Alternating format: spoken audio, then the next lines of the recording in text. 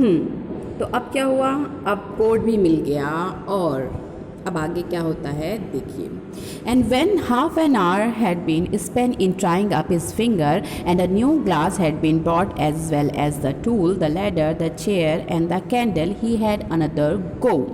The whole family including the girl and the chairwoman stood round in a semicircle ready to help. Two people had to hold the chair, a third helped him on it and hold him there. A fourth handed him a nail and a fifth passed him up the hammer. He took hold of the nail and dropped it. अब दूसरा काम, जब उनको coat मिल गया तो उसमें से भाई रुमाल निकाला गया, उनकी मरहम पट्टी की गई, बहुत उनको पैम्पर किया गया और इन सब चीज़ों में कम से कम आधे घंटे निकल गए. फिर ऐसे जैसे उसमें इस बीच में क्या हुआ कि जो फ्रेम टूट गया था उसको दोबारा भेजा गया, दोबारा से उसमें ग्लास लगा, टूल सारे इकट्ठा किए गए और सब फिर से इकट्ठे हुए, सब चीज़ें एक जगह इकट्ठी की गई और फिर अंकल पॉजर खड़े हुए एक दूसरी कोशिश के लिए. यहाँ पर आपको दो वर्ड्स दिख रहे हैं जिनके ऊपर नंबर है. एक है he had another go. Another go के ऊपर 7 लिखा हुआ है. अनदर गो का मतलब होता है, अभी तक हम लोग कोशिश के लिए ट्राइंग और ट्रायल जैसे वर्ड यूज़ कर रहे थे. Another go it's an informal word for कोशिश के लिए एक ये भी वर्ड यूज़ किया जाता है. ठीक है, ये थोड़ा फ्रेज टाइप का है. दूसरा है शेयर वुमेन.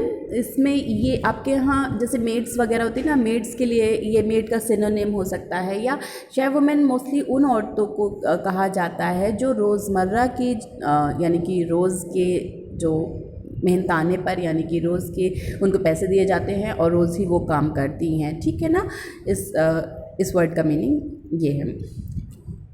तो अब होल फैमिली जो है उनके चारों तरफ खड़ी हुई थी और उनकी हेल्प करने वाली थी. तो अब क्या हो रहा था कि स्टूल जिस पर वो खड़े हुए थे, एक तरफ से वो स्टूल दीवार पे लगा हुआ था और दूसरी तरफ से उसे लोगों ने पकड़ा हुआ था. एक सेमी सर्कल बना हुआ था. ठीक है, एक हाफ सर्कल बना हुआ था.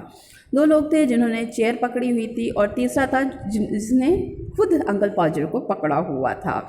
और जो चौथा पर्सन था वो उन्हें कीले दे रहा था और 5वां पर्सन उन्हें हैमर थमा रहा था. ठीक है, इस तरीके से काम हो रहा था. और जैसे ही उनके हाथों में उनके हाथों में कीलें दी गई, उन्होंने उसको गिरा दिया. फिर उन्होंने कहा, "There," he said in an injured tone. Now the nail's gone, and we all had to go down on our knees and hunt for it while he stood on the chair and complained. "I want to know," he said, "if I am to be kept here all evening." The nail was found at last, but by that time he had lost the hammer. उन्होंने कहा, लो अब यही होना था, कीलें भी गिर गई हैं. और जैसे ही उन्होंने ये कहा, सब लोग जो है झुक करके, जितने लोगों ने उनके आसपास खड़े हुए थे सब झुक गए कि भाई अंकल पॉजर इससे पहले किसी को डांटे, चीखे, चिल्लाए, हम जल्दी से क्या करते हैं, कीलें ढूंढ लेते हैं. सब ढूंढने लगे और इसने में भी जो सब ढूंढ रहे थे, लेकिन अंकल पॉजर को तभी भी चैन नहीं था. उन्होंने क्या कहना शुरू किया, क्या मैं जान सकता हूँ कितना टाइम लगेगा? क्या मैं पूरी रात यहीं खड़े खड़े गुजारूंगा? क्या पूरा दिन तुम लोग इसी में ढूंढने में निकाल दोगे? ये सब कहते रहे और फिर जल्दी ही लोग सबने कील ढूंढी और उनको दी. कील तो उनके हाथ में पहुंच गई, लेकिन तभी उनको पता चला कि अंकल पॉजर ने अपना हैमर भी कहीं रख दिया, यानी अपना जो हथौड़ा है वो भी कहीं रख दिया है. Where's the hammer? What did I do with the hammer? Great heavens, 7 of you just hanging round there and you don't know what I did with the hammer? Hammer किसके हाथ में था? हथौड़ा किसके हाथ में था? अंकल पॉजर के हाथ में था. और किसने ध्यान नहीं दिया? अंकल पॉजर ने. लेकिन वो कह किसको रहे हैं? जितने लोग वहाँ फैमिली के हैं उनको बातें सुना रहे हैं. अरे मेरा हैमर कहाँ चला गया? मैंने क्या किया हैमर के साथ? कहाँ गया मेरा हथौड़ा? हे भगवान, तुम यहाँ 7 लोग यहाँ पर खड़े हुए और किसी ने नहीं देखा कि मैंने हैमर कहाँ रख दिया है? अभी तो मैंने अपने हाथ में लिया था, अब कहाँ चला गया? मतलब गलती चाहे अंकल पॉजर की हो चाहे किसी की भी हो, सुनना सबको था। We found the hammer for him, but by then he lost sight of the mark he had made on the wall where the nail was to go in. Each of us tried to help him, but to no avail. अब जब कील भी मिल गई, hammer भी मिल गया, भाई hammer भी ढूंढ के दे दिया गया, लेकिन तभी पता ये चला कि जो निशान उन्होंने लगाया था जहाँ पर उनको कील ठोकना था, अब वो नहीं मिल रहा था।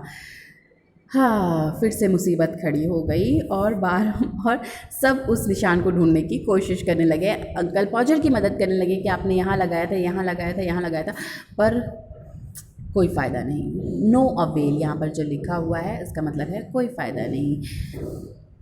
मतलब हम कोशिश कर रहे हैं पर कोई अंकल पॉजर मानने को तैयार नहीं। He used a bit of string trying to reach a point 3 inches beyond what was possible for him to reach. The string slipped and down he slid on the piano, a really fine musical effect being produced by the suddenness with which his head and body struck all the notes at the same time.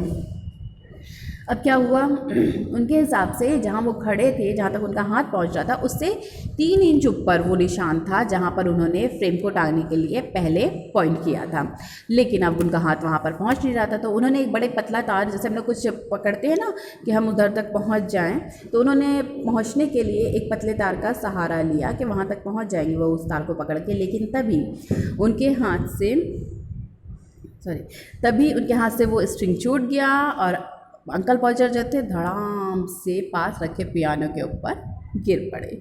और जब वो piano के ऊपर गिरे तो उनकी पूरी body जो है, सब तरह के नोट्स निकल आते, यानी कि जब वो पियानो के ऊपर गिरे तो पियानो के सारे बटन्स बोल उठे, सारे बटन्स से सुर निकलने लगे।